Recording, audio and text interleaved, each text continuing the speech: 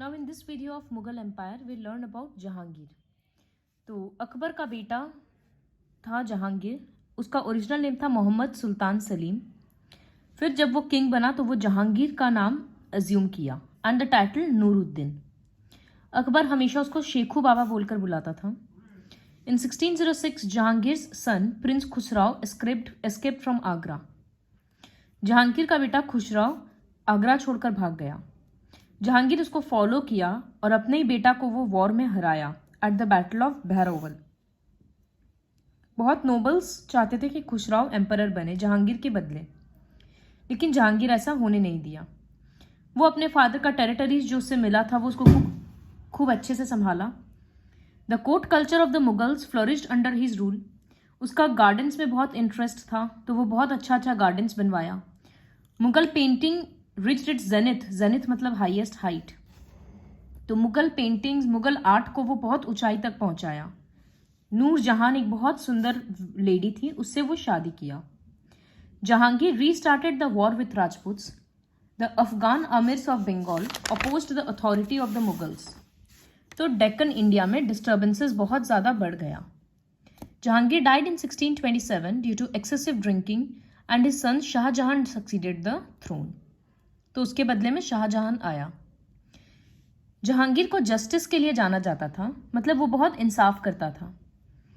तो वो क्या किया, चेन ऑफ जस्टिस सेट किया। 60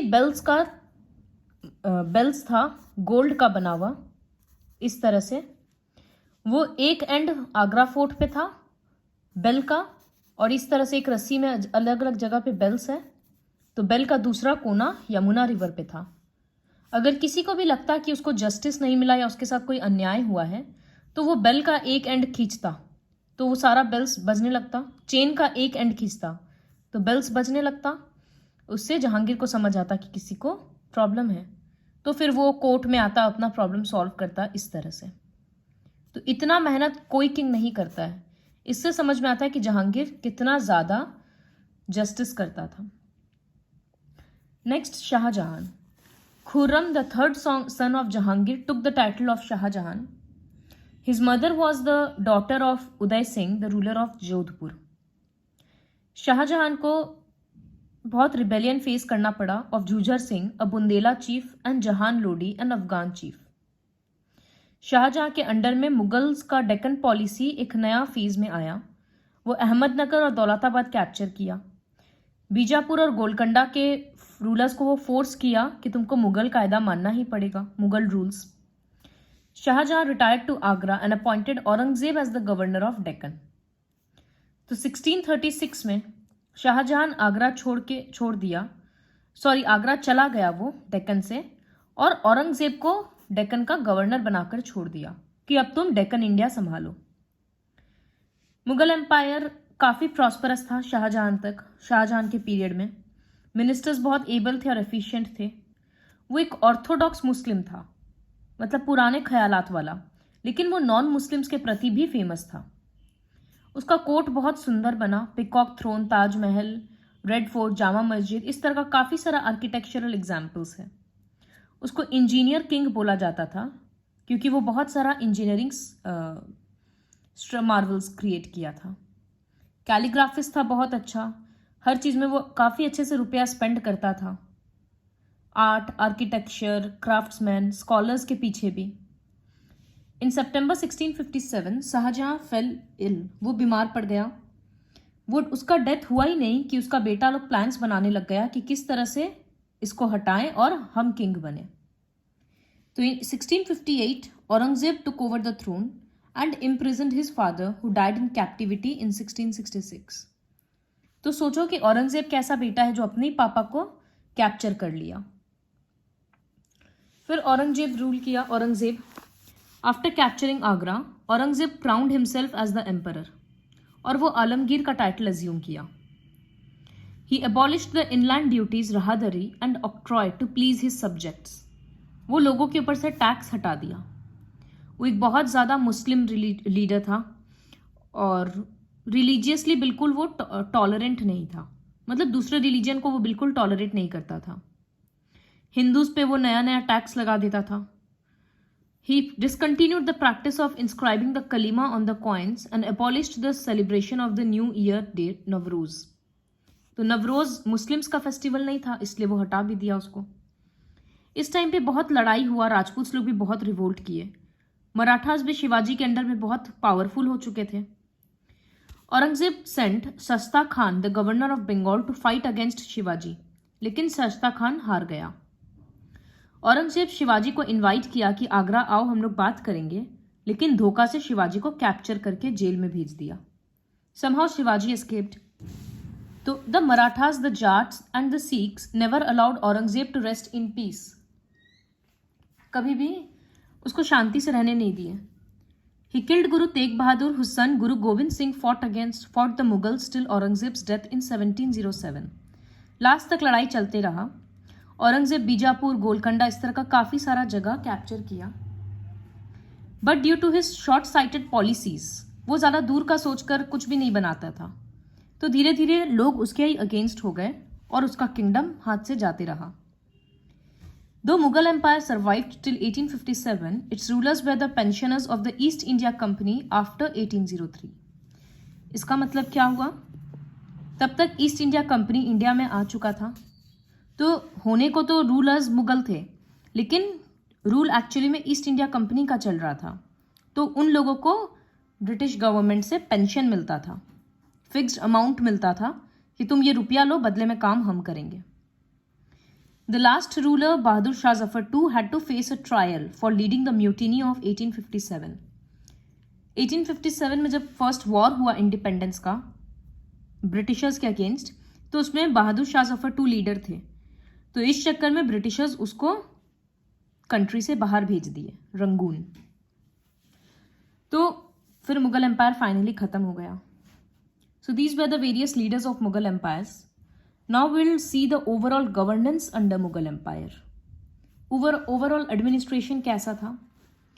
The Mughals managed to unite the country politically. देखो, बहुत किंग्स बहुत स्मार्ट थे, बहुत केपेबल थे, तो वो लोग पूरे इंडिया को यूनाइट करके रखे। They believed in the supreme authority of the king, जैसा हमेशा होता है कि किंग का आर्मी बहुत स्ट्रांग है, मिनिस्टर्स एफिशिएंट है, उसको हेल्प करते हैं। पूरा एम्पायर सूबाज में डिवाइडेड था, प्रोविंसेस को सूबाज बोलते थे, और उनके गवर्नर को बोला जाता था सूबेदार। दीवान वो मिनिस्टर था जो लैंड रेवेन्यू वगैरह कलेक्ट करता था, और कोतवाल लॉ एंड ऑर्डर देखता था सिटी में। Akbar introduce the mansabdari system based on rank और position in the official hierarchy. Official hierarchy में मतलब वो लोगों को उसके काम के अकॉर्डिंग पोजीशन देता था। Next is society and economy. Society was divided into two levels. Nobility and the high officials formed the upper class. उन लोगों का लाइफ बहुत अच्छा था, लेकिन लोअर क्लास को बहुत प्रॉब्लम होता था, गरीबी में रहते थे। Agriculture main source of income था उन लोगों का। स्टेट के लिए main source of income tax था, जो कि 1/3 पे फिक्स किए हुए था। The state land was known as khalisa. Trade was well developed as Indian goods were exported. India का सामान दूसरे कंट्रीज में जाता था, और ये सारा खुद से पढ़ने से समझ आ जाएगा। रिलीजियन ऐसे तो मुगल एम्परर्स के लिए इस्लाम था, लेकिन अकबर वो पहला रूलर था जो रिलीजियसली टॉलरेंट था। वो सारे रिलीजियंस को एक्सेप्ट करता था, और हम लोग पढ़ चुके इबादत खाना सेट किया, हर रिलीजन को मानता था। शाहजहां भी टॉलरेंट था दूसरे रिलीजन्स के प्रति, लेकिन औरंगजेब वॉज अ स्टॉन्च मुस्लिम। वो हिंदूज को बहुत टॉर्चर किया। Literature, art and architecture, Sanskrit का बहुत सारा फेमस वर्क लाइक राज तरनगिरी, रामायण, महाभारत, पुराणास, इन सबको अरबिक में कन्वर्ट किया गया। और बहुत सारा टर्किश लैंग्वेज का, पर्शियन लैंग्वेज का लिटरेचर, जैसे बाबरनामा, अकबरनामा, ऐन अकबरी, इन सबको दूसरे लैंग्वेज में कन्वर्ट किया गया। He wrote Tuzuk Jahangiri. Shahjahan patronized famous writers of that time, मतलब वो फेमस राइटर्स को रुपया, मतलब अच्छे से ध्यान रखता था उनका। मुगल पीरियड गोल्डन, म्यूजिक के लिए गोल्डन पीरियड माना जाता था, क्योंकि बहुत सारे फेमस म्यूजिशियंस इस कोर्ट में थे। One of them was Tansen. और बहुत सारा इंपॉर्टेंट आर्किटेक्चरल स्ट्रक्चर्स के बारे में हम लोग ऑलरेडी पढ़ चुके हैं। Next is decline of Mughal empire. जब सब कुछ इतना अच्छा था तो मुगल एम्पायर ख़त्म क्यों हुआ? क्योंकि उसके पीछे बहुत सारा रीजंस है। एक तो औरंगजेब का जो रिलीजियसली इंटॉलरेंट पॉलिसी था, वो राजपूत, उसके कारण राजपूत अगेंस्ट हो गए। फिर इसके पीरियड में सिख्स और मराठास भी स्ट्रांग हो चुके थे। The Mughals did not have any rule of succession. ऐसा नहीं था कि राजा के बाद उसका बेटा ही राजा बनेगा।